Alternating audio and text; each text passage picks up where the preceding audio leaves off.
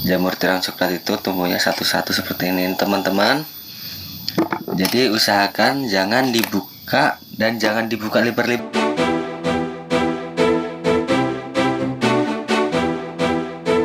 Kalau sudah berbicara tentang jamur, pastinya yang ada di dalam kepala kita ya crispy jamur, iya kan? Eits, salah loh, jamur crispy yang bener. Hehehe. Nah, memang pada dasarnya jamur memiliki banyak kandungan yang bermanfaat untuk tubuh, sehingga tumbuhan yang satu ini tidak bisa kita sepelekan guys.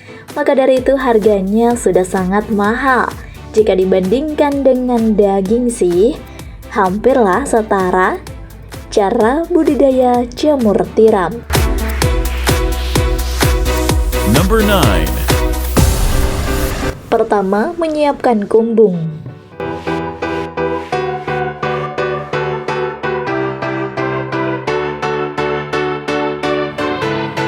Berbeda dengan jenis tumbuhan lainnya, ternyata tumbuhan jamur memiliki prospek budidaya yang cukup lumayan menyita waktu ya guys. Namun tidak masalah sih ya, karena jamur itu demi keberhasilan dalam sebuah usaha. Pastinya kalian ingin sukses dong dalam berbisnis. Nah, kalau demikian tidak ada salahnya jika kita bersusah-susah dahulu, baru bersenang-senang kemudian. Seperti lagu Bang Roma. Tapi tidak terlalu diambil pusing juga ya sahabat, karena dalam hal ini kalian cukup memperhatikan apa saja yang seharusnya dilakukan.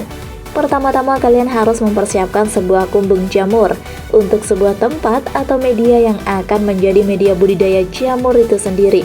Kira-kira apa ya kumbung itu? Tidak semua jamur bisa kalian konsumsi loh ya. Banyak diantaranya terdapat jamur yang beracun, bahkan membahayakan keselamatan bagi yang mengkonsumsinya. Jamur tiram adalah jamur pangan dari kelompok Basidiomycota dan termasuk kelas Homobasidiomycetes. Jamur ini memiliki ciri khusus tubuhnya berwarna putih hingga krem dan tudungnya berbentuk setengah lingkaran mirip cangkang tiram dengan bagian tengah agak cekung. Kalian bisa mendapatkan jamur ini di mana saja ya, karena memang tumbuhnya jamur ini liar. Biasanya, ia kerap kali muncul saat musim hujan. Number 8. Kandungan jamur untuk tubuh manusia.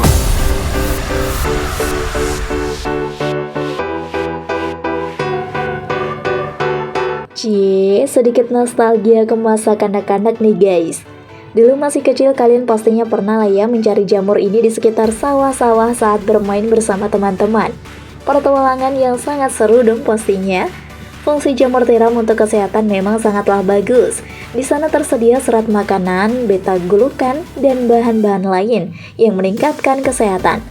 Jamur ini memiliki rasa yang sangat gurih. Langkah awal dalam budidaya jamur ini yaitu dengan menyiapkan kumbung atau rumah jamur untuk budidaya.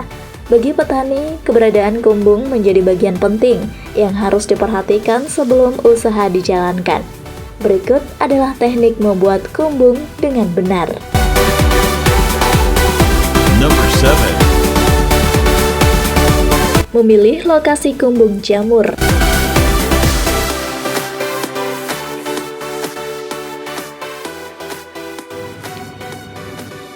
Secara logika atau idealnya, kumbung harus memiliki lingkungan yang tidak jauh berbeda dengan habitat asli hidup jamur. Perhatikan terlebih dahulu suhu yang berada pada lingkungan tersebut. Suhu di sini terbagi menjadi 3 bagian, yaitu golongan jamur psikofilik biasanya hidup dalam habitat dengan suhu 0-30 derajat Celcius. Jamur mesofilik tumbuh dengan suhu kisaran 25-37 derajat Celcius. Sedangkan jamur termiofilik biasanya tumbuh pada suhu 40-75 derajat Celcius. Dari poin di atas bisa kalian simpulkan bahwa lingkungan yang digunakan untuk budidaya jamur yaitu tingkat kelembapan udara. Memang secara dasar jamur hidup dalam tempat yang lembab, sekitar 80-90% loh ya. Pilihlah kumbung yang bebas dari pencemaran udara, radiasi maupun senyawa beracun yang bisa mengganggu pertumbuhan jamur itu sendiri. Number 6. Ukuran kumbung jamur.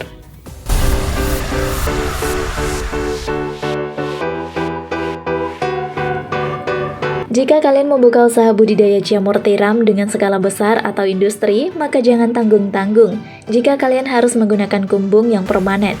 Permanen di sini maksudnya adalah membuat kumbung dengan menggunakan tembok dari bata atau batako.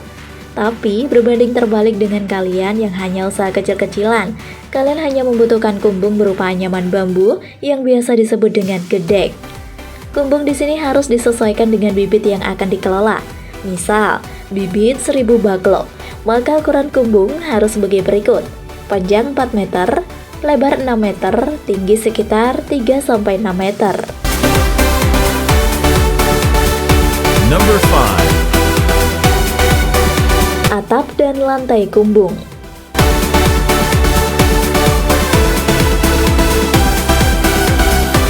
Atap di sini juga sangat berpengaruh dalam sukses tidaknya budidaya jamur. Secara lumrah, biasanya atap kumbung memakai genteng atau sirap. Jangan sampai kalian menggunakan asbes atau seng sebagai atap untuk kumbung, karena dapat mengakibatkan suhu udara menjadi panas. Sedangkan lantainya, kalian tidak perlu pusing untuk memplester. Biasakan atau biarkan saja lantai tersebut tetap menggunakan tanah, karena hal tersebut difungsikan untuk proses penyerapan air di saat kalian menyiram jamur. Number 4. Menyiapkan media tumbuh.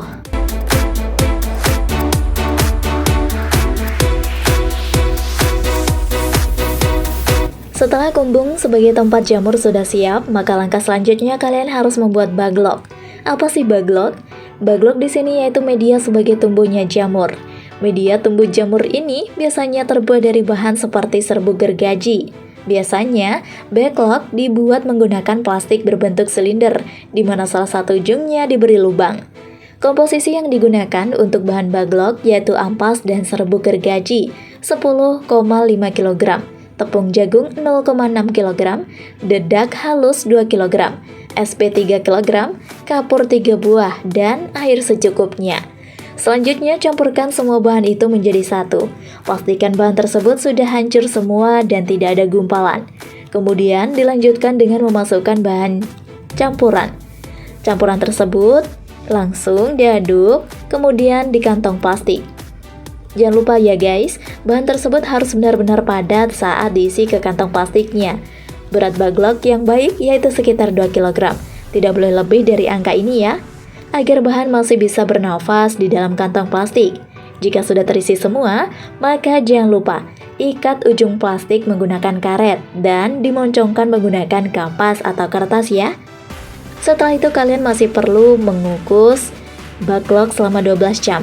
Jika sudah, barulah angkat baglok dan diamkan selama 8 jam di ruang yang tertutup. Number 3. Cara menyusun baglok.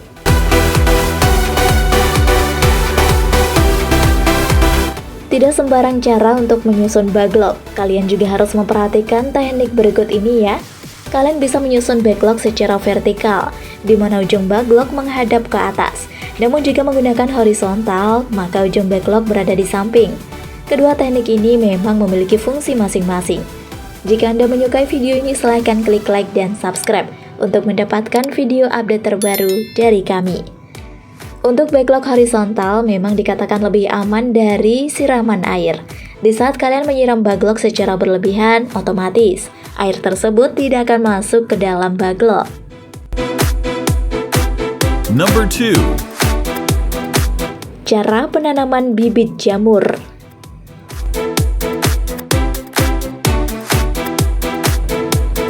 Jangan lupa selalu perhatikan kebersihan ruangan kumbung di saat proses penanaman ini. Kalian juga diperlukan untuk memakai sarung tangan agar tidak secara langsung terkontaminasi dengan bibit jamur.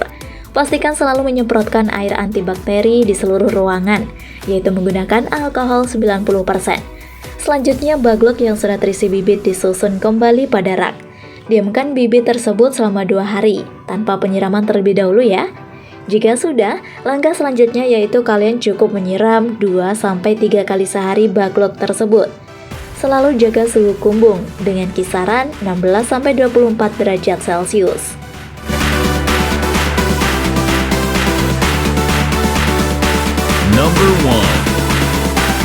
panen jamur.